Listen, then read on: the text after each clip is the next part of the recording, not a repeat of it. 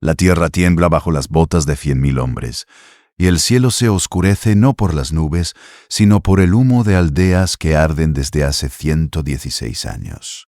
116 años. 5 generaciones que nacieron, crecieron y murieron sin conocer un solo día de paz. Madres que enterraron a sus hijos, hijos que enterraron a sus madres, y reyes que enterraron imperios enteros bajo el peso de una corona que jamás debió ser disputada. Esta no es la historia de una guerra. Es la historia de una maldición que convirtió a Francia e Inglaterra en un matadero continental, donde la sangre no se secaba porque siempre había más sangre que derramar. El año es 1337. Eduardo III de Inglaterra tiene 24 años, ambición infinita y un problema. Su madre es francesa, su abuelo fue rey de Francia, y él cree, con cada fibra de su ser, que el trono francés le pertenece. Pero Francia tiene otro rey, Felipe VI de Valois, un hombre que no debería estar ahí, un rey improvisado, un usurpador según Eduardo. Y entre estos dos hombres, entre estas dos coronas, entre estas dos naciones, se abrirá un abismo de sangre que tragará millones de vidas y redefinirá el concepto mismo de guerra. Porque hasta ese momento, las guerras eran asuntos de nobles, caballeros con armadura, honor, códigos, torneos a gran escala donde los campesinos miraban desde lejos. Pero lo que está por comenzar no es un torneo, es el fin de la caballería, es el nacimiento de algo nuevo, algo oscuro, algo que arrastrará a toda una civilización al barro, al hambre, a la peste, y a un tipo de brutalidad que hará que los hombres olviden que alguna vez creyeron en Dios. Eduardo no declara la guerra de inmediato. Primero negocia, luego amenaza, luego espera, porque sabe que una guerra no se gana con espadas, se gana con legitimidad, con alianzas, con dinero y sobre todo con un relato. Necesita que Europa entera crea que él es el rey legítimo de Francia.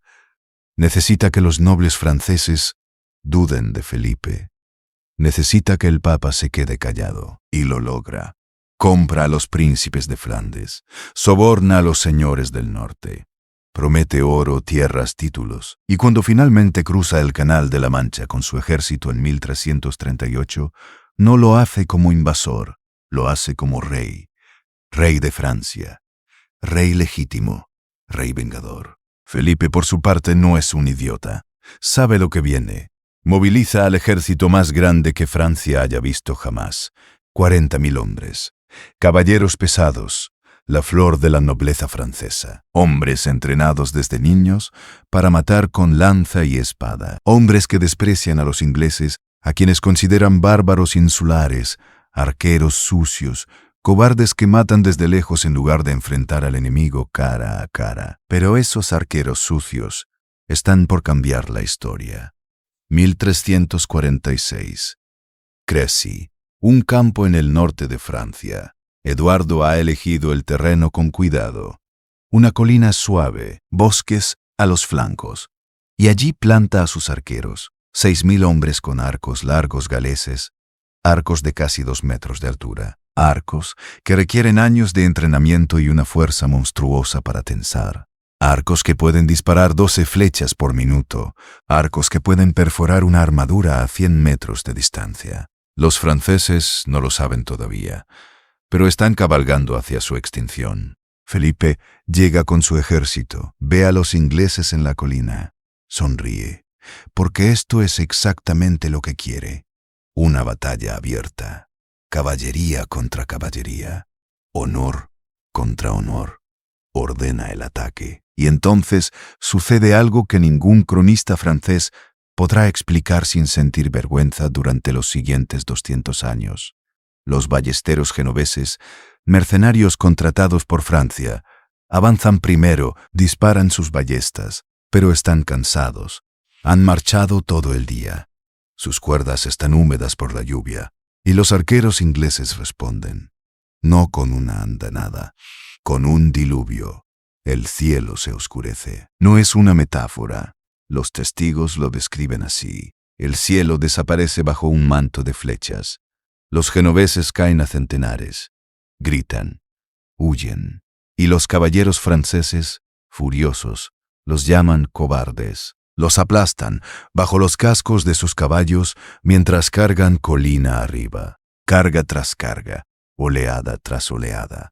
Los caballeros franceses se lanzan contra las líneas inglesas y las flechas no dejan de caer. Los caballos caen, los hombres caen. Las armaduras no sirven. Las flechas las perforan, se incrustan en los ojos, en las axilas, en las rodillas. Los caballeros caídos no pueden levantarse. Sus armaduras pesan demasiado, y los soldados ingleses bajan de la colina con dagas y martillos. No hay honor aquí, solo ejecución.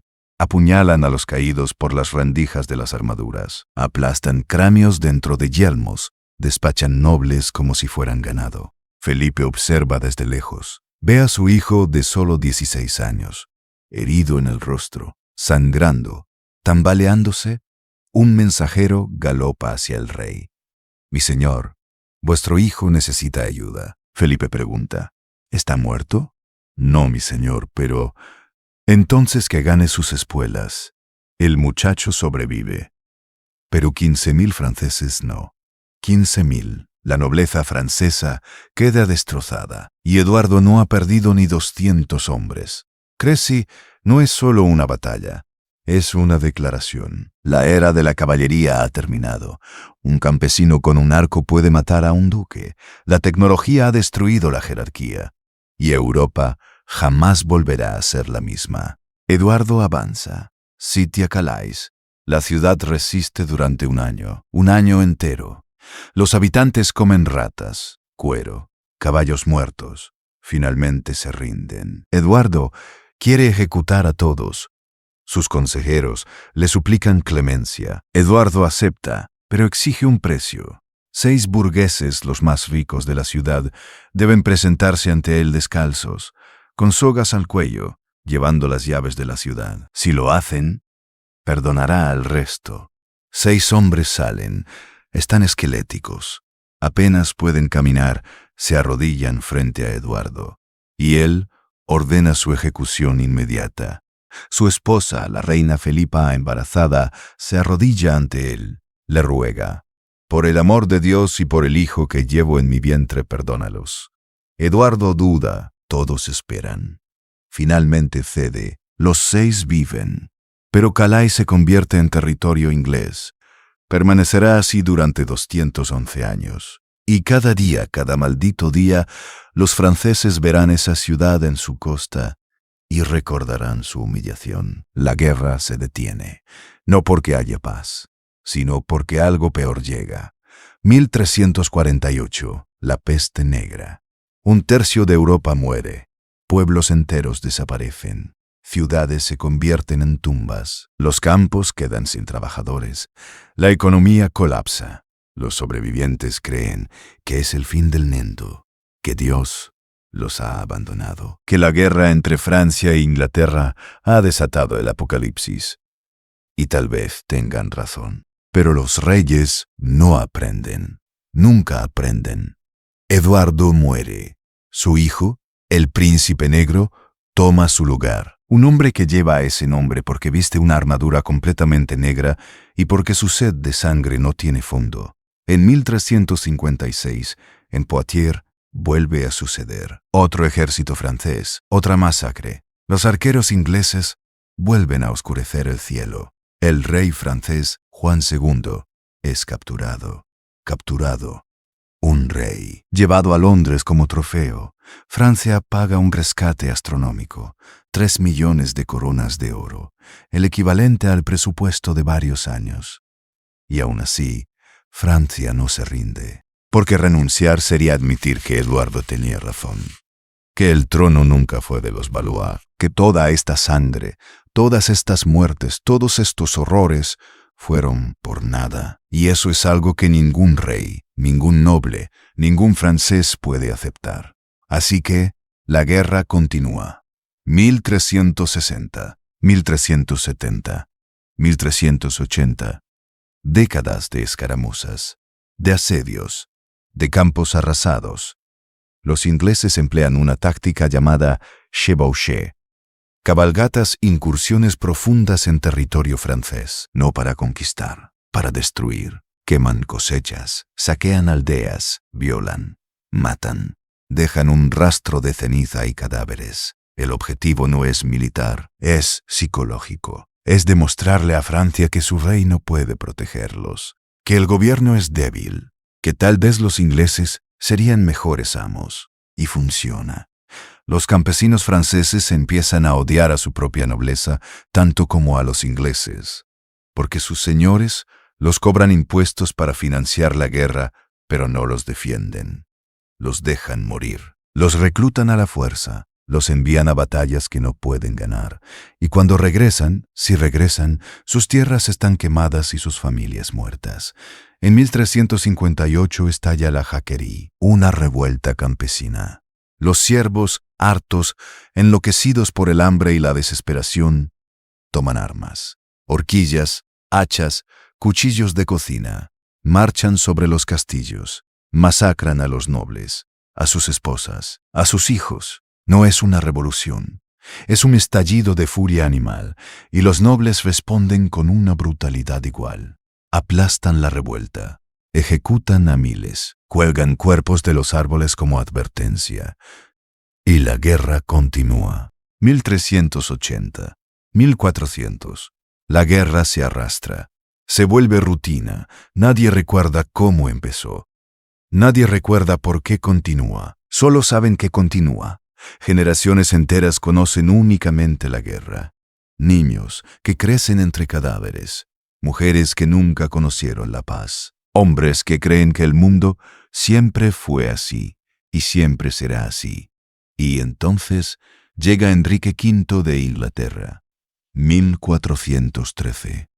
Un joven rey, ambicioso, fanático, convencido de que Dios lo ha elegido para reclamar Francia, renueva las viejas pretensiones, exige el trono, Francia se ríe, y Enrique cruza el canal con un ejército. 1415. Agincourt, otra colina, otros arqueros, otro ejército francés que no ha aprendido nada. Los nobles franceses, arrogantes, desprecian a Enrique. Creen que es un niño jugando a la guerra. Tienen 3 veces más hombres. Cargan, y las flechas vuelven a caer, pero esta vez es peor. El campo está embarrado por días de lluvia. Los caballos se hunden, los caballeros caen, no pueden moverse, se ahogan en el barro. Los ingleses bajan, masacran, pero algo nuevo sucede. Enrique, temiendo un contraataque, ordena ejecutar a los prisioneros. A todos, miles de nobles franceses capturados, desarmados, indefensos, son degollados. Es una violación total de las leyes de la guerra. Es un crimen, es una atrocidad. Y Enrique no siente remordimiento alguno. Francia queda destrozada, otra vez.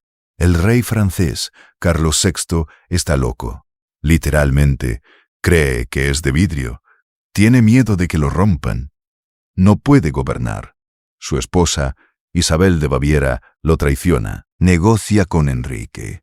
Firma el Tratado de Troyes. En 1420, Enrique se casa con Catalina, hija de Carlos.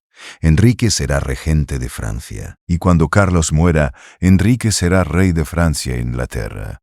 Los 2 reinos unificados. Para siempre ha perdido. La guerra ha terminado. O eso parece, porque Carlos VI tiene un hijo, el delfín Carlos, el legítimo heredero, y ese hijo no acepta el tratado, huye al sur, reúne a los últimos nobles leales, y desde allí, desde el exilio, continúa la guerra. Pero es una guerra perdida. Los ingleses controlan el norte, París, la mayoría del territorio. El delfín Carlos es una broma, un rey sin reino, sin ejército, sin esperanza. Sus propios aliados lo llaman el rey de Bourges, en tono burlón, porque Bourges es lo único que controla, un puñado de ciudades miserables en el sur. Francia está acabada. 1428. La ciudad de Orleans, la última gran ciudad leal a Carlos, está sitiada por los ingleses. Si cae, Francia desaparece del mapa. Y entonces aparece ella, una campesina de 16 años, de un pueblo olvidado llamado Domremy. Dice que escucha voces, voces de santos, voces que le ordenan salvar Francia. Su nombre es Juana. Nadie la toma en serio. Es una niña, una campesina, una mujer, en plena Edad Media. Pero está tan convencida, tan obsesionada, que finalmente logra audiencia con el delfín Carlos. Le dice que Dios la ha enviado, que levantará el sitio de Orleans, que lo coronará rey en Reims. Carlos está desesperado, no tiene opciones. Le da una armadura, un caballo, y la envía a Orleans. Lo que sucede después desafía toda lógica. Juana llega a Orleans. Los soldados, que deberían burlarse de ella, la siguen, la ven pelear, la ven sangrar, la ven liderar asaltos suicidas contra las fortificaciones inglesas. Y algo cambia. No es estrategia, no es táctica, es fe. Los soldados franceses, destrozados por décadas de derrota, encuentran algo en lo que creer. Una niña que no tiene miedo, una niña que cree que Dios está de su lado. Y esa creencia se vuelve contagiosa. En 9 días, Juana rompe el sitio. Los ingleses huyen. Es imposible. Es un milagro. O tal vez solo es el poder de la convicción en un ejército que había olvidado cómo ganar. Juana avanza, victoria tras victoria. Lleva a Carlos a Reims. Lo corona rey. Carlos VII, rey legítimo de Francia. Y por primera vez en décadas, Francia tiene esperanza. Pero Juana no se detiene. Quiere liberar París. Carlos duda. Los nobles la envidian. La Iglesia desconfía de ella.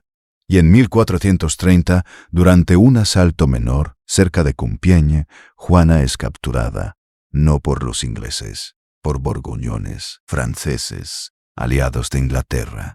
Sus propios compatriotas la venden. Los ingleses la llevan a Rouen, la juzgan, pero no como prisionera de guerra, como hereje, como bruja, porque una campesina que dice hablar con Dios, que viste ropa de hombre, que lidera ejércitos, es una amenaza, no solo militar, teológica.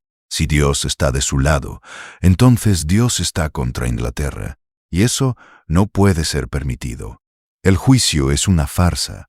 La interrogan durante meses, la torturan psicológicamente, la mantienen en una celda, encadenada, rodeada de guardias que la acosan constantemente. Le ofrecen la vida si renuncia a sus voces, si admite que mintió. Juana se niega, luego cede, firma una retractación. Le prometen clemencia, le prometen prisión eclesiástica más suave, pero la traicionan. La devuelven a su celda, le quitan su ropa de mujer, solo le dejan ropa de hombre, y cuando la usan nuevamente, la acusan de reincidencia. 30 de mayo de 1431. Plaza del Mercado Viejo de Rouen. Juana tiene 19 años. La atan a un poste, apilan leña a su alrededor, encienden el fuego. Las llamas suben lentamente. El humo la ahoga. Grita el nombre de Jesús, una y otra vez, hasta que el humo llena sus pulmones, hasta que el fuego consume su piel, hasta que ya no hay gritos, solo cenizas. El verdugo después dirá que no pudo encontrar su corazón entre las cenizas, que siguió intacto. Es mentira, claro, pero es el tipo de mentira que se convierte en leyenda. Los ingleses creen que han ganado. Han matado a la bruja, han destruido el mito, pero se equivocan, porque Juana muerta es más poderosa que Juana viva. Se convierte en mártir, en símbolo, en prueba de que Dios está con Francia. Y los franceses, que estaban rotos, encuentran en su muerte una razón para seguir luchando. La guerra continúa, pero el impulso ha cambiado. Carlos VII finalmente empieza a actuar como rey. Reforma su ejército, contrata artilleros, introduce cañones, profesionaliza sus tropas y lentamente dolorosamente, empieza a recuperar territorio. Los ingleses, exhaustos, divididos por guerras civiles internas, empiezan a retroceder. 1450, 1452, 1453, ciudad tras ciudad, castillo tras castillo. Los franceses avanzan. Ya no es una guerra de caballería, es una guerra de asedios, de artillería, de aniquilación metódica. Los cañones franceses destrozan las murallas inglesas. Las guarniciones se rinden o mueren. No hay más honor, solo eficiencia. 19 de octubre de 1453. Castillón. Una pequeña batalla, apenas mencionada en los libros de historia. Pero es la última. Los ingleses pierden. El comandante inglés, John Talbot, muere aplastado por su propio caballo. Un final patético para un guerrero legendario. Y con su muerte, la guerra termina. No hay tratado, no hay declaración formal. Simplemente, un día ya no hay batallas. Los ingleses controlan solo Calais. Todo lo demás es Francia. 116 años, 6 generaciones, 3 millones de muertos. Tal vez más. Nadie llevaba la cuenta. ¿Y qué ganaron? Inglaterra perdió todas sus posesiones en Francia, excepto Calais. Francia quedó devastada, empobrecida, traumatizada. La nobleza de ambos países quedó destrozada. La caballería como institución murió. La guerra había cambiado. Ya no era asunto de nobles. Era asunto de estados, de burocracias, de impuestos, de ejércitos profesionales, de cañones y pólvora. Pero más profundo que eso, algo murió en Europa. La idea de una cristiandad unificada. La idea de que los reyes cristianos no debían masacrarse entre sí, porque eso es exactamente lo que hicieron. Durante más de un siglo, mataron, quemaron, violaron, destruyeron, y lo hicieron en nombre de Dios, en nombre del honor, en nombre de coronas que no significaban nada excepto ego y poder. Francia emergió como una nación. Antes de la guerra, Francia era una colección de ducados. Después, era un reino, con una identidad, con una historia. Inglaterra también cambió. Se volvió insular, resentida, obsesionada con su propia identidad separada de Europa. La semilla del Brexit fue plantada en Agincourt. La semilla del nacionalismo francés fue plantada en las cenizas de Juana de Arco. Y las lecciones de la guerra fueron aprendidas.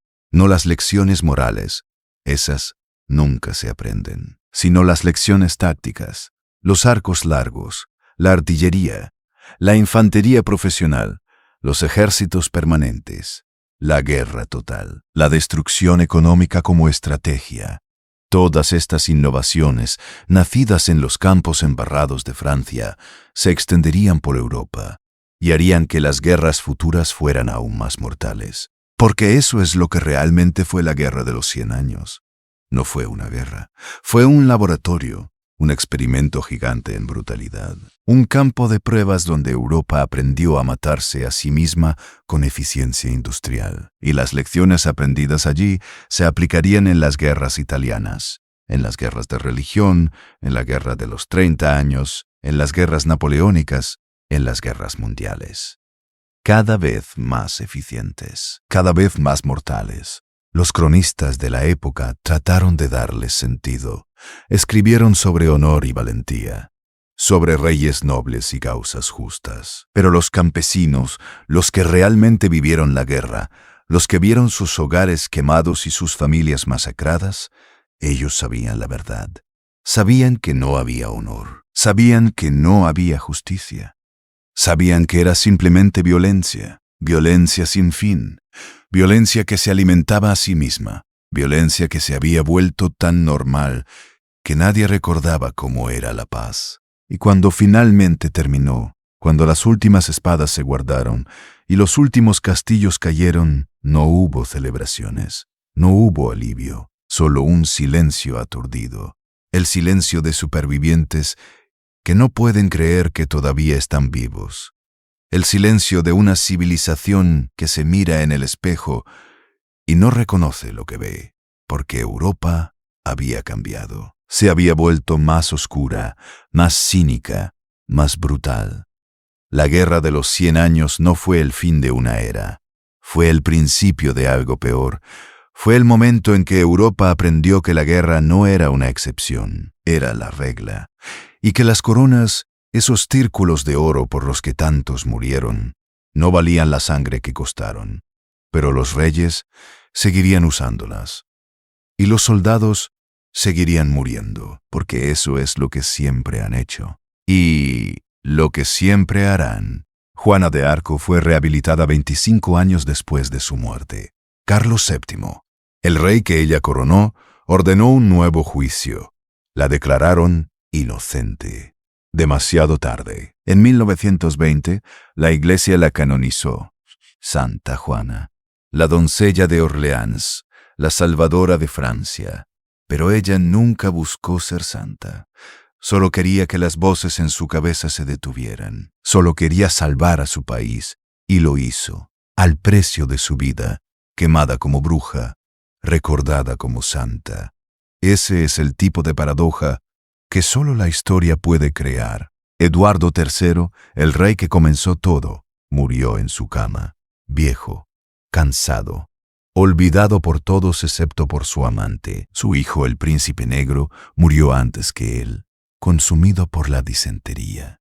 Enrique V, el vencedor de Agincourt, murió a los 35 años, también de disentería. Irónicamente, la misma enfermedad que mató a miles de sus soldados. Carlos VI, el rey loco de Francia, murió creyendo que era de vidrio. Su hijo Carlos VII, el rey que Juana coronó, vivió lo suficiente para expulsar a los ingleses, pero murió paranoico, convencido de que su propio hijo intentaba envenenarlo.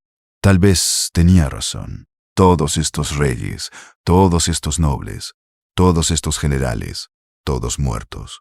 Sus nombres olvidados excepto en libros que nadie lee, sus coronas oxidadas, sus espadas rotas, sus guerras, al final, no significaron nada. Porque las fronteras que dibujaron con sangre fueron borradas, los imperios que construyeron colapsaron, las dinastías que fundaron se extinguieron. Solo quedó el sufrimiento y los campesinos. Siempre los campesinos, arando los mismos campos, cosechando las mismas tierras, enterrando los mismos huesos, generación tras generación, mientras los reyes jugaban sus juegos y el mundo ardía. La guerra de los 100 años no enseñó nada, porque las guerras nunca enseñan. Solo destruyen, solo consumen, solo convierten oro en ceniza y hombres en fantasmas. Y cuando terminan, cuando el último soldado cae y el último castillo arde, lo único que queda es la pregunta que nadie puede responder, la pregunta que persigue a cada superviviente hasta su tumba. ¿Valió la pena? Y la respuesta, por supuesto, es no. Nunca vale la pena. Pero eso no detendrá la próxima guerra, ni la siguiente, ni la que viene después, porque los humanos no aprenden de la historia, simplemente la repiten, una y otra vez. Cada vez con armas más letales, cada vez con justificaciones más elaboradas, cada vez creyendo que esta vez será diferente, que esta vez la guerra traerá paz, que esta vez la violencia terminará con la violencia, pero nunca lo hace. Solo trae más guerra, más sangre, más cadáveres apilados en campos embarrados, más madres llorando, más niños huérfanos, más ciudades quemadas, más civilizaciones al borde del colapso, hasta que un día tal vez la humanidad finalmente aprenda, o tal vez no. Tal vez esto es lo que somos. Tal vez la guerra no es una aberración. Tal vez es nuestra naturaleza, nuestra maldición, nuestro destino. La guerra de los 100 años terminó en 1453, pero realmente nunca terminó, porque las semillas plantadas en esos campos embarrados, las lecciones aprendidas en esos asedios interminables, las tácticas desarrolladas en esas batallas sangrientas, todas ellas florecerían en las guerras futuras, más grandes, más mortales, más totales. Hasta que finalmente, en el siglo XX, Europa se desgarraría a sí misma tan completamente que casi desaparecería del mapa. Y mientras los historiadores debaten las causas y los académicos analizan las consecuencias, y los políticos titan las lecciones, los huesos siguen enterrados. Millones de ellos, en campos olvidados, bajo carreteras modernas, bajo edificios, bajo ciudades, los huesos de campesinos, de soldados, de niños, de madres, de reyes, todos iguales en la muerte. Todos olvidados, excepto como números en un libro de historia. 3 millones, 5 millones, 10 millones. Nadie sabe realmente. Nadie llevó la cuenta, porque al final, ¿qué importaba un campesino más o menos? ¿Qué importaba un soldado más o menos? Siempre había más. Pero cada uno de esos números era una persona, con sueños, con miedos, con familias, con vidas que fueron arrebatadas por una guerra que nunca entendieron y que nunca les importó. Murieron por coronas que nunca usarían, por tierras que nunca poseerían, por reyes que nunca conocerían. Murieron porque alguien en algún lugar decidió que su orgullo valía más que sus vidas. Y nadie les preguntó. Nadie les dio opción. Simplemente murieron. Y el mundo siguió girando. Esa es la verdadera lección de la Guerra de los 100 años. No que la caballería murió, no que Francia se unificó, no que Inglaterra se retiró, sino que el sufrimiento humano, en masa, es el precio que los poderosos están dispuestos a pagar por el poder, y que ese precio siempre, siempre, lo pagan otros. Nunca los reyes, nunca los nobles, nunca los que toman las decisiones. Siempre los campesinos, siempre los soldados, siempre los que no tienen voz. Y esa lección, esa verdad fundamental, se repetiría una y otra vez, en cada guerra, en cada conflicto, en cada momento en que el orgullo y la ambición superan la compasión y la razón. Desde los campos de Francia hasta las trincheras de Verdún, desde las playas de Normandía hasta las junglas de Vietnam, desde las montañas de Afganistán hasta las calles de Siria. Siempre los mismos, siempre los olvidados, siempre los sacrificados en el altar de la historia. La Guerra de los 100 años fue brutal, fue sangrienta, fue innecesaria, pero no fue única, fue simplemente humana. Y eso, al final, es lo más aterrador de todo, porque significa que puede volver a suceder, que probablemente volverá a suceder, que tal vez esté sucediendo ahora mismo, en algún lugar mientras lees esto, y que los que mueren hoy morirán por las mismas razones que murieron hace 600 años, porque alguien quiere una corona, o un territorio, o un recurso, o simplemente porque puede. Los campos de Francia están tranquilos ahora, el barro se ha secado, los huesos se han convertido en polvo, los castillos son ruinas turísticas, los nombres de las batallas son ejercicios de memorización en aulas aburridas. Crécy, Poitiers, Agincourt, solo palabras. Pero alguna vez fueron gritos, fueron agonía, fueron el sonido de hombres muriendo en el barro mientras sus reyes los miraban desde colinas lejanas. Fueron el crepitar de las llamas consumiendo ciudades. Fueron el llanto de niños mientras soldados entraban en sus casas. Fueron 116 años de horror concentrado. Y todo comenzó porque un joven rey con ambición decidió que merecía 2 coronas en lugar de una.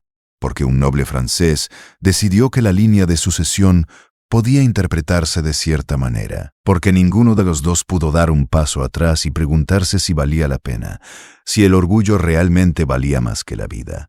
Y la respuesta, para ellos, fue sí, siempre fue sí. Y por eso, millones murieron. Esa es la historia.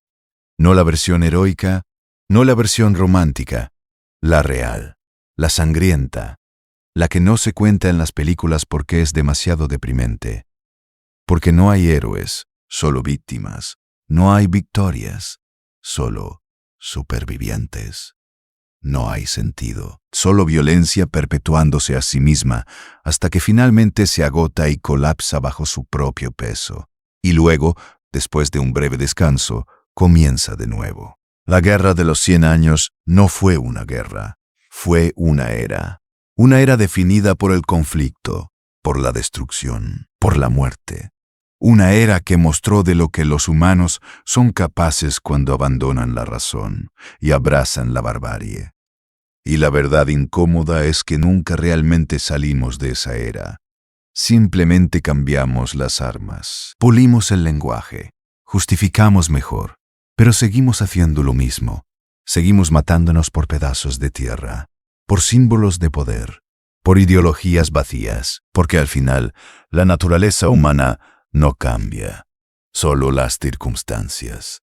Y las circunstancias siempre eventualmente favorecen la guerra. Porque la guerra es simple, la paz es complicada. La guerra tiene respuestas claras. La paz requiere compromiso. La guerra satisface el ego. La paz requiere humildad. Y los humanos, especialmente los poderosos, prefieren la simplicidad. Prefieren las respuestas claras, prefieren la satisfacción del ego, incluso si eso significa millones de muertos. Así que la guerra de los 100 años terminó, pero su espíritu sobrevive en cada conflicto, en cada dictador que invade a su vecino, en cada potencia que bombardea civiles en nombre de la seguridad nacional, en cada soldado que muere sin saber por qué, en cada madre que pierde a su hijo, en cada niño que crece sin padre. El espíritu de esa guerra, el espíritu de violencia sin sentido justificada por orgullo y poder, nunca murió. Solo cambió de forma, se adaptó, evolucionó y continúa, siempre continúa. Y continuará hasta que la humanidad finalmente decida que las coronas no valen la sangre, que el poder no vale el sufrimiento, que el orgullo no vale las vidas. Pero ese día, si alguna vez llega, está muy, muy lejos, porque hemos estado teniendo esta conversación durante miles de años, y todavía no hemos aprendido, todavía no hemos cambiado, todavía seguimos construyendo monumentos a conquistadores, todavía seguimos nombrando calles por generales, todavía seguimos glorificando la guerra en lugar de honrar la paz. Y por eso, la guerra de los 100 años importa, no como historia, sino como advertencia, como espejo, como recordatorio de lo que somos capaces cuando dejamos que el peor de nosotros tome el control, como testimonio de millones de vidas desperdiciadas por el capricho de hombres que nunca tuvieron que pagar el precio de sus decisiones, como epitafio de una era que nunca debió existir pero que, de alguna manera, duró más de un siglo. 116 años, 5 generaciones, 3 millones de muertos, para nada, absolutamente nada, porque las fronteras volvieron a cambiar, los reinos colapsaron, las dinastías se extinguieron, y todo lo que quedó fue dolor, trauma generacional, y un continente que aprendió que la violencia funciona, que la fuerza decide, que la moral es opcional.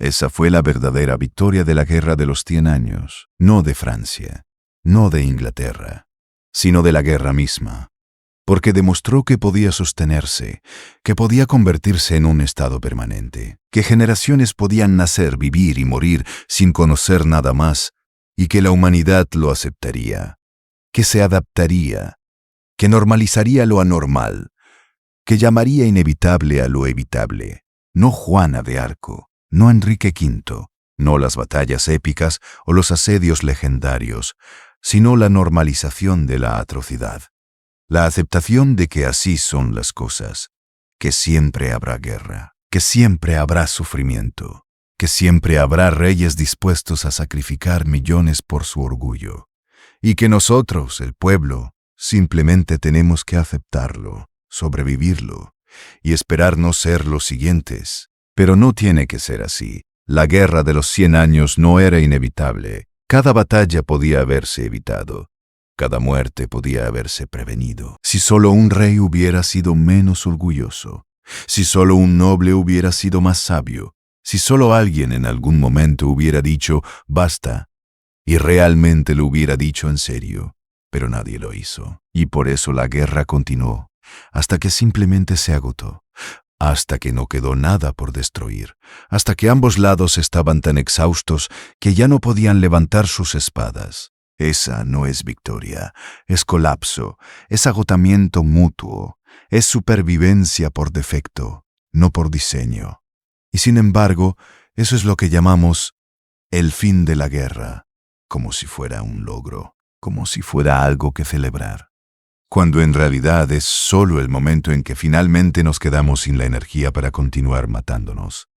Hasta la próxima vez, porque siempre hay una próxima vez. Los huesos no mienten, siguen enterrados, siguen esperando, testigos silenciosos de una era que preferiríamos olvidar, pero que nunca deberíamos, porque olvidar es condenar, es garantizar que suceda de nuevo, y ya ha sucedido de nuevo, muchas veces.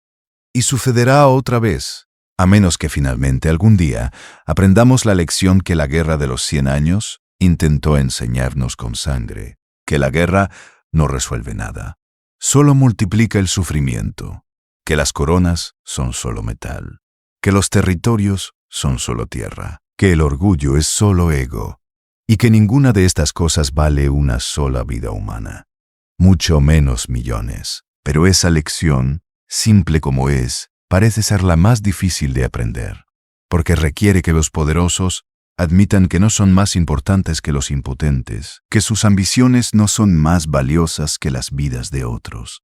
Y esa admisión, esa humildad básica, parece estar más allá de la capacidad de aquellos que buscan coronas. Así que la guerra continúa, en nuevas formas, con nuevos nombres, pero siempre la misma, siempre hambre de sangre, siempre exigiendo sacrificios, siempre prometiendo que esta vez será diferente, que esta vez la violencia traerá paz, que esta vez vale la pena. Y siempre mintiendo. La Guerra de los 100 años fue una mentira que duró 116 años. Una mentira que costó millones de vidas. Una mentira que Europa se dijo a sí misma hasta que la creyó, hasta que se convirtió en verdad, hasta que se convirtió en historia. Y ahora nosotros contamos esa historia. Y al contarla, perpetuamos la mentira, a menos que la contemos correctamente, a menos que digamos la verdad, que no fue gloriosa, que no fue noble, que no valió la pena, que fue simplemente horror. Horror tras horror tras horror, hasta que finalmente terminó, no porque alguien ganara, sino porque todos perdieron. Francia perdió su población, Inglaterra perdió su territorio continental, Europa perdió una generación, la humanidad perdió un poco más de su alma, y las coronas, esas malditas coronas por las que tantos murieron, eventualmente terminaron en museos, detrás de vidrio, bajo guardia, para que turistas puedan tomarles fotos y no sentir nada, porque no hay nada que sentir, solo metal frío, metal que alguna vez valió más que vidas, que alguna vez justificó atrocidades, que alguna vez fue el centro del mundo, y ahora es solo un objeto, una reliquia, un recordatorio de que todo lo que los humanos valoramos eventualmente se vuelve polvo, incluyendo las cosas por las que matamos, incluyendo las cosas por las que morimos. Todo se vuelve polvo, excepto el sufrimiento. Ese perdura, ese se transmite, de generación en generación. Trauma convertido en tradición, dolor convertido en identidad, hasta que olvidamos de dónde vino, hasta que se siente normal, hasta que aceptamos que así es el mundo. Pero no tiene que serlo. Ese es el mensaje final de la Guerra de los 100 años. No que la guerra es inevitable, sino que la toleramos, que la permitimos, que la facilitamos con nuestra indiferencia y nuestra complicidad y nuestra voluntad de mirar hacia otro lado mientras otros sufren. Y que si queremos que termine realmente termine, no solo esta guerra, sino todas las guerras, entonces tenemos que dejar de tolerar. Tenemos que dejar de permitir. Tenemos que empezar a cuestionar cada justificación, cada racionalización, cada excusa que nos dan para por qué la violencia es necesaria, porque nunca lo es. La Guerra de los 100 años lo demostró. 116 años de violencia innecesaria. Millones de muertes evitables. Todo por nada. Absolutamente nada. Las fronteras volvieron a ser casi las mismas. Los reyes, eventualmente, murieron. Las dinastías se extinguieron. Y Europa siguió existiendo, dañada pero persistente, exactamente como habría existido si la guerra nunca hubiera sucedido. Excepto que millones estarían vivos, ciudades no habrían sido destruidas, conocimiento no se habría perdido, y tal vez, solo tal vez la historia habría tomado un curso diferente, un curso menos sangriento, un curso más humano. Pero no lo hizo, y ahora vivimos con las consecuencias. No solo de esa guerra, sino de todas las guerras que vinieron después. Cada una construyendo sobre las lecciones del anterior. Cada una más mortífera, cada una más eficiente, cada una más justificada, hasta que llegamos a donde estamos hoy. Un mundo donde la guerra es omnipresente pero invisible, donde sucede constantemente pero en lugares que no vemos, donde se cometen atrocidades diariamente, pero en nombre de causas que apenas entendemos. Y nos encogemos de hombros. Cambiamos el canal. Seguimos con nuestras vidas, porque ¿qué más podemos hacer? Es demasiado grande, demasiado complicado, demasiado lejano. No es nuestro problema, excepto que lo es, siempre lo es, porque somos humanos. Y ellos son humanos. Y su sufrimiento es nuestro sufrimiento, aunque pretendamos que no lo es, aunque nos digamos que son diferentes, que están lejos, que no importan tanto. Pero importan, cada vida importa, cada muerte importa, cada niño huérfano importa, cada madre llorando importa, cada soldado muriendo en el barro importa, no porque sean especiales, sino porque son humanos. Porque comparten este planeta con nosotros, porque su dolor es real incluso si no lo sentimos, porque su muerte es permanente incluso si no la presenciamos, porque al final todos somos iguales, todos sangramos, todos morimos, todos dejamos atrás a personas que nos aman, y todos merecemos algo mejor que ser sacrificados en el altar del orgullo de alguien más. Esa es la lección, simple, clara, obvia, y completamente ignorada, porque reconocerla requeriría que cambiemos, que cuestionemos, que resistamos, que digamos no cuando nos dicen que la guerra es necesaria, que preguntemos por qué cuando nos dicen que debemos luchar, que exijamos alternativas cuando nos presentan solo violencia. Y eso es difícil, es mucho más fácil aceptar, creer, obedecer y pretender que no somos responsables. Pero somos responsables. Todos lo somos, no por las guerras del pasado. No podemos cambiar esas, pero por las guerras del presente y del futuro. Esas podemos cambiarlas. Si elegimos hacerlo, si decidimos que ya es suficiente, que 116 años es demasiado, que 3 millones de muertos es demasiado, que incluso una muerte es demasiado si es evitable. La guerra de los 100 años terminó hace más de 500 años, pero su espíritu vive. En cada conflicto, en cada injusticia, en cada momento en que el poder elige la violencia sobre la compasión. Y seguirá viviendo hasta que finalmente, colectivamente, como especie, decidamos matarlo, no con más violencia, sino con su opuesto, con empatía, con comprensión, con la voluntad de ver a nuestros enemigos como humanos en lugar de monstruos, con el coraje de buscar paz, cuando la guerra sería más fácil. Ese día llegará, o no, pero si no llega, si continuamos por este camino, si seguimos repitiendo los errores del pasado, entonces la guerra de los 100 años no será recordada como una aberración.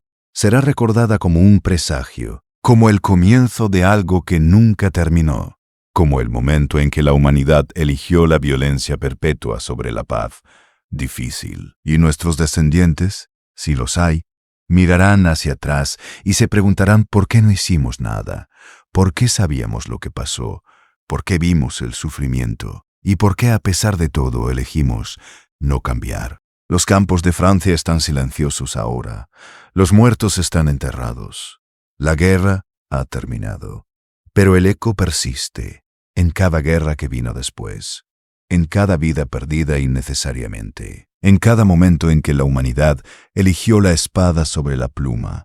El eco de 116 años de horror, el eco de millones de gritos silenciados, el eco de una civilización que aprendió todas las lecciones equivocadas y ninguna de las correctas. Y ese eco continuará, hasta que finalmente nos detengamos, hasta que escuchemos, hasta que aprendamos, hasta que cambiemos, o hasta que no quede nadie para escuchar el eco, hasta que el silencio sea absoluto, hasta que la última voz humana se apague, y solo queden las ruinas de una especie que tuvo toda la oportunidad del mundo para elegir la paz, y eligió la guerra una y otra vez, hasta el final. Esa es la historia de la Guerra de los 100 años, no la que se enseña en las escuelas, sino la real, la que los huesos cuentan, la que la tierra recuerda, la que debería perseguirnos, pero no lo hace, porque hemos olvidado cómo escuchar, hemos olvidado cómo sentir, hemos olvidado que detrás de cada número hay una persona, y que cada persona merece ser recordada. Merece ser llorada, merece algo mejor que ser una estadística en un libro de historia que nadie lee. 116 años, 5 generaciones, 3 millones de muertos. Para nada, todo se perdió, nada se ganó, solo quedó el eco. Y la pregunta que nadie quiere responder: ¿cuándo será suficiente? ¿Cuántas guerras más? ¿Cuántas muertes más? ¿Cuánto sufrimiento más? Cuando finalmente diremos basta, la respuesta debería ser ahora. Pero probablemente no lo será, porque nunca lo es. Siempre hay una razón más, una justificación más, una guerra más que realmente es necesaria. Hasta que miramos atrás y nos damos cuenta de que ninguna lo era, que todas fueron evitables, que todo fue un desperdicio. Pero para entonces es demasiado tarde. Los muertos están muertos. El daño está hecho, y todo lo que queda es el arrepentimiento y la promesa vacía de que la próxima vez será diferente, pero nunca lo es. La Guerra de los 100 años lo demostró, y todas las guerras desde entonces lo han confirmado. La naturaleza humana no cambia, solo el armamento, solo la escala, solo la eficiencia con la que convertimos personas en cadáveres y civilizaciones en cenizas. Eso mejora. Todo lo demás permanece igual. Y así continuará, hasta que no continúe, hasta el final, sea cual sea ese final. Y cuando llegue, cuando la última guerra finalmente termine, no porque lo elijamos, sino porque ya no quede nada por destruir. Tal vez entonces, en ese silencio final, la humanidad finalmente entienda lo que la Guerra de los 100 años intentó enseñarnos desde el principio, que la guerra no resuelve nada, solo acaba con todo, incluyendo eventualmente con nosotros mismos.